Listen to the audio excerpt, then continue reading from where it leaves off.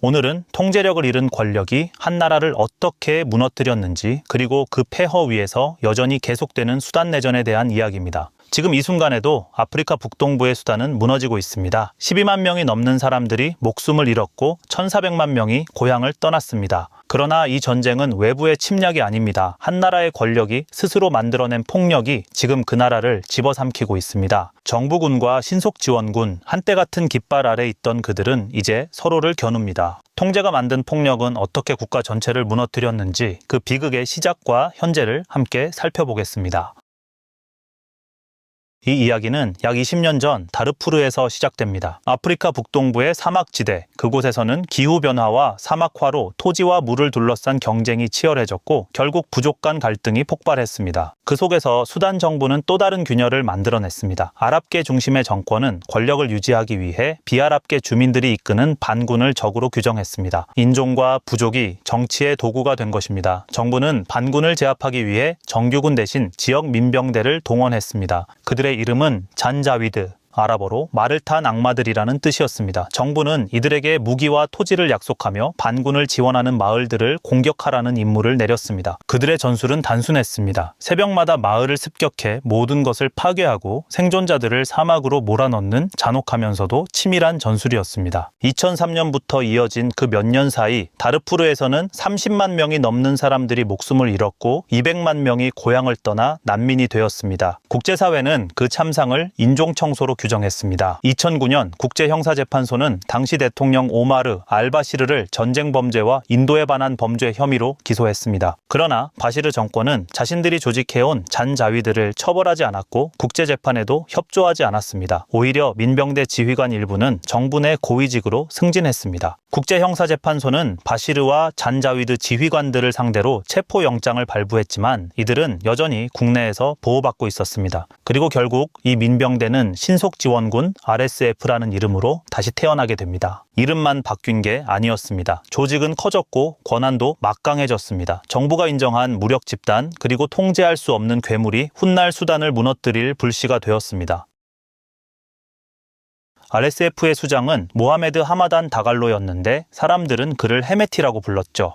헤메티는 원래 다르푸르의 낙타 상인이었습니다. 정규 교육을 받지 못한 평범한 부족민이었지만 잔자위드에 합류하면서 빠르게 권력의 중심으로 올라섰습니다. 그에게는 충성과 폭력을 거래할 줄 아는 특별한 능력이 있었습니다. 당시 수단을 통치하던 오마르 알바시르는 그 능력을 눈여겨봤습니다. 그는 단순한 명령으로는 헤메티를 통제할 수 없다는 걸 알고 있었습니다. 그래서 헤메티의 충성을 명령이 아닌 이권으로 사기로 결정했습니다. 바시르는 다르푸르 금광의 통제권을 그에게 넘겼습니다. 이 금광은 단순한 광산이 아니었는데 수단의 금 수출 규모는 연간 수십억 달러에 이르렀고 그 대부분이 다르푸르에서 나왔습니다. 헤메티는 금을 통제하며 병력을 늘리고 무기를 사들이며 RSF를 키워갔습니다. 금은 불법 채굴과 밀수 경로를 통해 해외로 빠져나갔고 아랍에미리트가 주요 거래처였습니다. 밀수망을 통해 얻은 수익은 RSF의 자금줄이 되었고 이제 그들은 정부의 감독 없이 움직일 수 있었습니다. 국제 용병 시장에도 진출했습니다. 사우디아라비아의 요청으로 RSF 병력은 예멘 내전에 투입됐고 그 대가로 막대한 현금을 받았습니다. 한 해의 수익이 수억 달러를 넘었다는 보도도 있었고 그 규모는 이미 정부의 예산을 능가하고 있었습니다. RSF는 이제 국가의 군대가 아니라 독립적인 경제 조직이 되어가고 있었습니다. 헤메티는 대외적으로 이미지를 조작하는 데도 능숙했습니다. 빈민 출신의 자수성가한 지도자라는 이미지를 내세우며 대중적 인기를 얻기도 했습니다. 그는 소셜미디어를 활용하고 언론과 인터뷰하며 자신을 개혁가로 포장했습니다. 하지만 현실은 달랐습니다. 그의 군대는 반정부 시위를 진압하고 국경을 순찰하며 밀수를 단속했으며 정부가 하기 어려운 더러운 일들을 대신했습니다. 헤메티는 점점 대통령의 통제를 벗어나고 있었습니다. 그는 군부의 핵심 인물 압델파타 알부르한과 비밀리에 관계를 맺으며 정권 내부의 균열을 키워갔습니다. 균열은 머지않아 정권을 무너뜨리는 폭발로 이어졌고 2019년 헤메티와 부르한은 함께 오마르 알바시르를 권좌에서 끌어내렸습니다.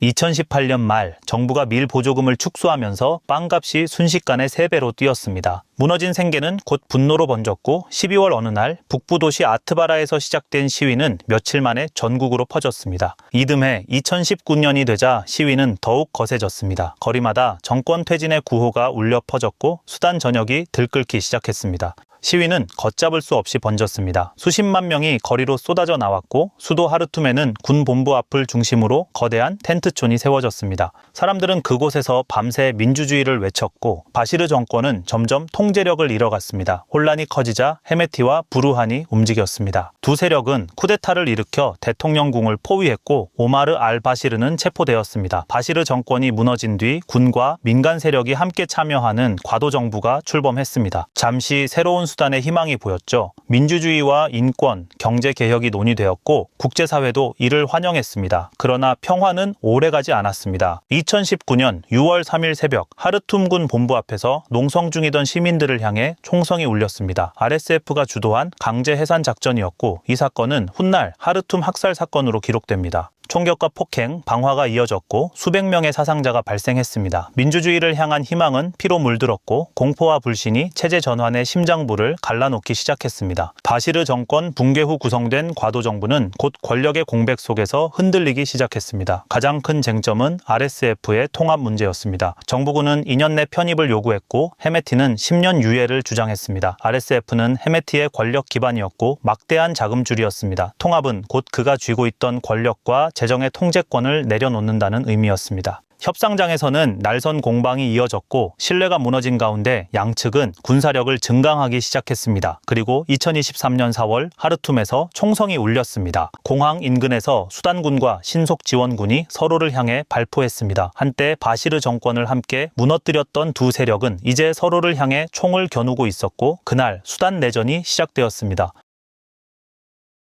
전쟁은 빠르게 번져나갔습니다. 거리마다 총격전이 벌어졌고 건물들이 폐허로 변했습니다. 수도 하르툼은 순식간에 전장이 되었고 사람들은 지하실에 숨거나 도시를 떠나야 했습니다. 행정과 교통이 마비되고 전력과 통신마저 끊기면서 도시는 사실상 기능을 멈췄습니다. RSF는 빠른 기동력으로 서부와 중부를 장악해 나갔고 점령지에서는 행정과 치안을 장악했습니다. 세금과 식량을 통제하며 정부를 대체하는 또 다른 권력이 되어가고 있었습니다. 하늘에서는 정부군의 전투기가 지상에서는 RSF의 차량 부대가 맞붙었습니다. 정부군은 이집트와 사우디아라비아의 군사적 조언을 받으며 북부 방어선을 유지했지만 전세는 쉽게 뒤집히지 않았습니다. 그 무렵 서부 다르푸르의 상황은 더욱 악화됐습니다. 24년 10월 RSF는 다르푸르의 주요 도시 엘파셔르를 공격했습니다. 이 도시는 정보군의 마지막 거점이었습니다. 전투는 치열했고 결과는 참혹했습니다. 최소 1,500명이 목숨을 잃었으며 국제인권단체들은 이를 학살이라고 규정했습니다. 민간인을 겨냥한 조직적 공격이었고 인종적 동기가 있었다는 분석이 이어졌습니다. 생존자들은 RSF가 특정 부족을 골라 공격하고 마을 전체를 불태웠다고 증언했습니다. RSF는 혐의를 부인했지만 현지의 목격담과 영상 기록이 그 주장을 무너뜨렸습니다. 그럼에도 전쟁은 멈추지 않았고 지금까지도 충돌은 계속되고 있습니다. 그해 11월 RSF는 새로운 전략을 시도했습니다. 수단의 주요 수출입 통로이자 정부군의 보급로인 동부 항구 도시 포트 수단을 향한 RSF의 드론 공격 시도가 보고됐습니다. 이 공격은 전쟁의 양상을 바꿔놓았습니다. 전선은 이제 도시의 인프라와 물류망으로 옮겨갔고 경제와 생존을 향한 싸움으로 번졌습니다. 그 결과 수단은 지금 사실상 두 개의 세력으로 갈라졌습니다. 하르툼을 중심으로 한 정부군 그리고 서부와 남부를 장악한 RSF 한 나라 안에서 두 개의 정부가 존재하는 분열된 국가가 되어버렸습니다.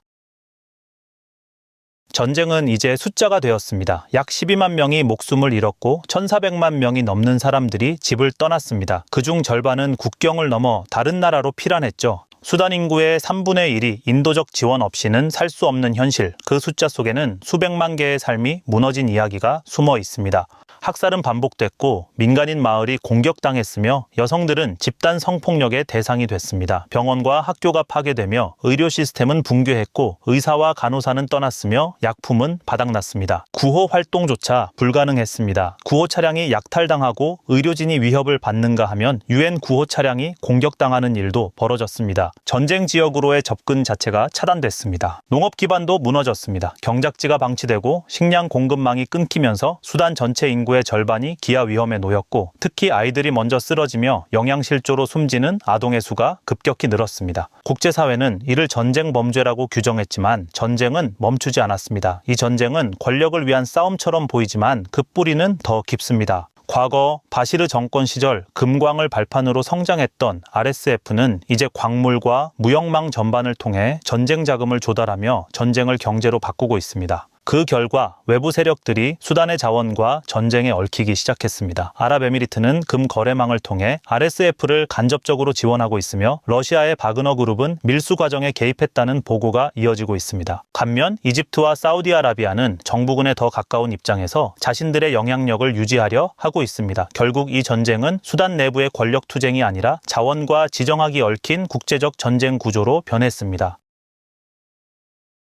수단의 비극은 구조적 실패의 전형입니다. 국가가 무력을 통제하지 못하면 무슨 일이 벌어지는지 그 결과가 바로 여기 있습니다. 과거 수단 정부는 반군을 제압하기 위해 민병대를 키웠습니다. 하지만 그 무력은 곧 정부보다 강해졌고 국가를 위협하는 괴물로 돌아섰습니다. 권력의 도구가 권력 자체를 향해 총을 겨눈 것입니다. 이 비극은 수단만의 이야기가 아닙니다. 아프가니스탄에서 정부가 육성한 무자헤딘은 탈레반이 되었고 예멘에서는 부족 민병대가 내전의 주역으로 떠올랐습니다. 콩고에서는 정부군과 민병대의 경계가 사라졌습니다. 국가가 만든 무력 조직이 결국 통제불능의 괴물이 되는 패턴은 반복되고 있습니다. 수단은 또 하나의 교훈을 남깁니다. 자원은 분쟁을 끝내는 힘이 아니라 지속시키는 불씨가 된다는 사실입니다. 전쟁의 한복판에서 금과 석유, 광물은 무기보다 강력한 권력이 되었습니다. 자원을 쥔 세력은 독립적인 재정을 얻었고 외부 세력은 그 이권을 차지하기 위해 개입했습니다. 그렇게 전쟁은 더 이상 이념의 싸움이 아니라 자원을 둘러싼 국제적 경쟁으로 변했습니다. 이것을 우리는 자원의 저주라 부릅니다. 석유가 있는 곳, 금이 나는 곳, 희귀 광물이 매장된 곳, 자원이 풍부한 나라는 풍요 대신 분쟁을 겪어왔습니다. 수단의 비극은 이 세 가지 통제되지 않은 무력, 막대한 자원, 그리고 외부 개입이 만날 때 어떤 재앙이 만들어지는지를 보여주는 대표적인 사례입니다.